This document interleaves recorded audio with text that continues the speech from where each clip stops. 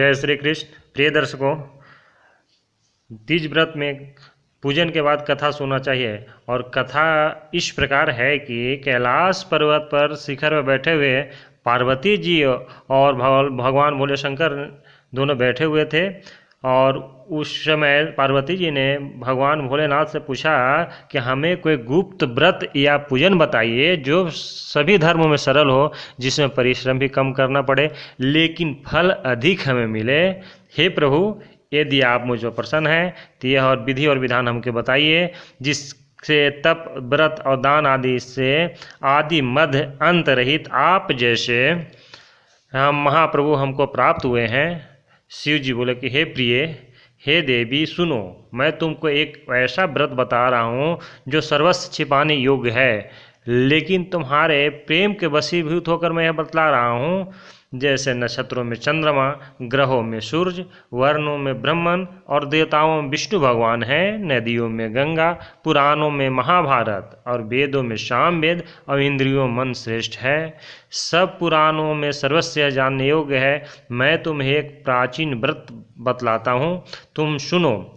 जिस व्रत के प्रभाव से तुमने मेरा आधा आसन प्राप्त किया है वह मैं तुमको बताऊंगा। भाद्रपद मास में हस्त नक्षत्र युक्त शुक्ल पक्ष की तृतीया तिथि को उसका अनुष्ठान मात्र करने से स्त्रियां सब पापों से मुक्त हो जाती है। हे देवी, तुमने आज से बहुत दिन पहले हिमालय पर्वत पर इस व्रत को किया था।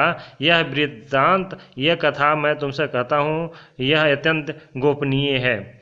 पार्वती जी ने पूछा कि हे नाथ, मैंने यह व्रत क्यों किया था, यह सब आपके मुख से सुनना चाहती हूँ। शिव जी ने कहा कि भारतवर्ष के उत्तर में एक बड़ा रमणीय पर्वतों में श्रेष्ठ हिमवान नामक पर्वत है, जिसके आसपास बहुत सारे भूमियाँ हैं, बहुत सारे वृक्ष लगे हुए हैं, नाना प्रकार के पशु पक्षी वहाँ निवास करते हैं। वहाँ गंधर्वे देवता सिद्ध चानर गिंदर पक्षीगण सब प्रसन्न होकर विचरण करते हैं।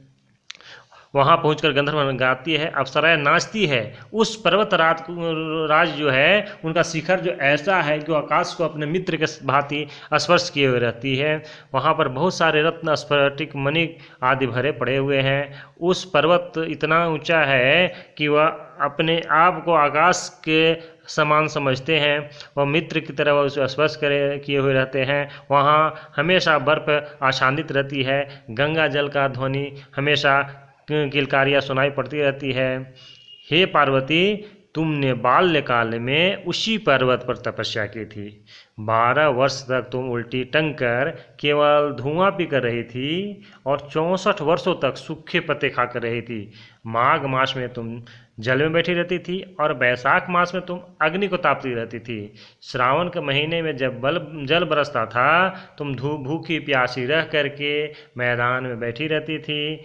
और तुम्हारे पिता इस तरह का कष्ट को देख करके वे बहुत दुखी होते थे। वे बहुत दुखी हुए चिंता करने लगे कि मैं अपनी कन्या किसको दूँ। उसी समय वहाँ नारद जी आ गए और मुनिश्रेष्ठ नारद को आते देख करके गिरिराज ने उनका आसन दिया, उनका पैर हाथ सब अर्घपान करवाया है और बोला कि हे स्वामी, आप किस लिए आए हैं? मेरा अहोभाग्य है कि आपने हमारे यहाँ पधारे हैं। आपका आगमन बहुत अच्छा है। नारद जी ने कहा हे पर्वतराज, सुनो, मैं भगवान विष्णु को भेजा हुआ उनका दूत हूँ। आपको चाहिए कि यह कन्या रत्न किसी योग वर को दे। भगवान विष्णु के समान कोई योग वर इस समय नहीं है। न ब्रह्मा है, न इंद्र है, न शिव है, इसमें कोई नहीं है। इसलिए मैं यही कहूँगा कि आप अपनी कन्या भगवान विष्णु को दे दीजिए। हिमवान ने कहा कि भगवान विष्णु ने स्वयं मेरी कन्या लेने के लिए अभिलाषा की है, वे स्वयं मेरी कन्या ले रहे हैं, तो मैं अपनी कन्या भगवान विष्णु को दे दूंगा। हिमवान की इतनी बात सुन करके नारद मुनिगण अपने आकाश में विलीन हो गए। वे पीताम्बर शंख चक्रधारी गदाधारी भगवान विष्णु के पास जाकर बोले, हे भगवान, मैंने आपका शादी पक्का कर दिया हूँ। आपका विवाह मैं हिमवान के पुत्री पार्वती जी के साथ पक्का कर दिया है। उधर हिमवान ने पार्वती के पास जाकर कहा कि हे पुत्री, मैंने तुम्हारा विवाह भगवान विष्णु के साथ विवाह पक्का कर दिया है। इस बात को सुनकर तुम उत्तर नहीं दी और कुछ नहीं बोली और स्वयं अपने को साथ में सखियों के घर ले चली गई और वहाँ ज़मीन पर बैठ करके चिंता करने लगी और बोलने लगी कि अब मुझे जीने का कोई हक नहीं है। अब यह देख करके तुम्हारी सखियाँ जो थी वो बोले कि ये क्यों तुम बोल रही हो, हे पार्वती यह क्यों बोल रही हो, तुम हमसे बताओ तुमको क्या दुख है। तो पार्वती बोली कि मैं अपने आप को शिव जी को अपने आप को सौंप चुकी हूँ और मैं शिव जी को ही अपना पति बनाना चाहती हूँ, इसमें कोई संदेह नहीं है। लेकिन मेरे पिताजी ने यह बात ठुकरा दी है और उन्होंने भगवान विष्णु को हमको दे दी है, इसी कारण से मैं अपना शरीर को त्याग दूंगी। इस पार्वती की इस बात सुनकर सखियों ने कहा कि शरीर को त्याग मत करो, चलो किसी ऐसे वन में चलते हैं जहाँ पिता को पता नहीं लगेगा। और तुम उसी समय उस सखी के साथ वन में जा पहुँची।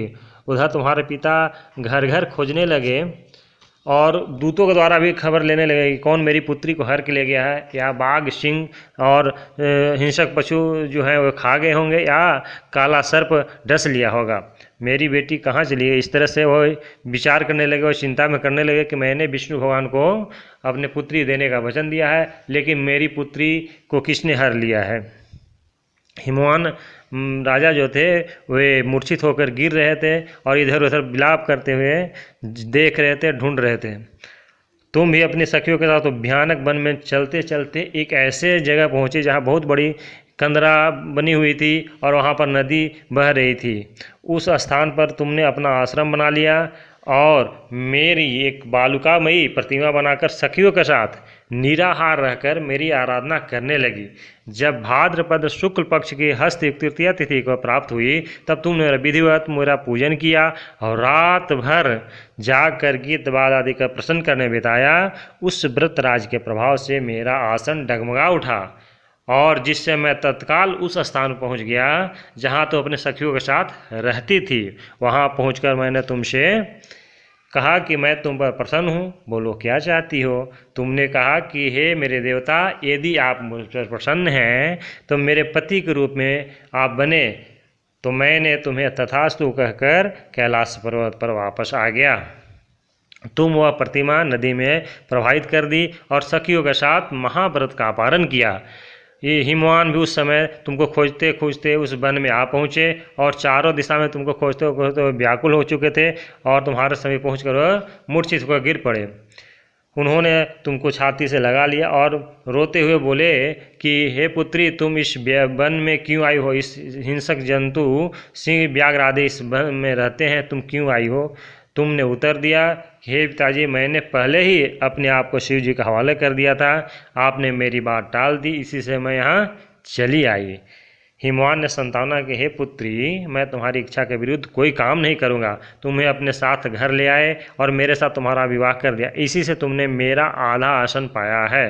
तब से आज तक किसी के सामने मुझे यह व्रत अवसर करने को प्रकट नहीं किया था और नहीं कोई अवसर प्राप्त हुआ था। हे देवी, मैं यह भी बताता हूँ कि यह हरितालिका तीज व्रत क्यों नाम पड़ा। हरि यानी कि हरने वाले और तालिका मतलब सखी, यानी सखिया तुमको हर कर ले गई थी, इसी से इस व्रत का नाम हरितालिका पड़ा।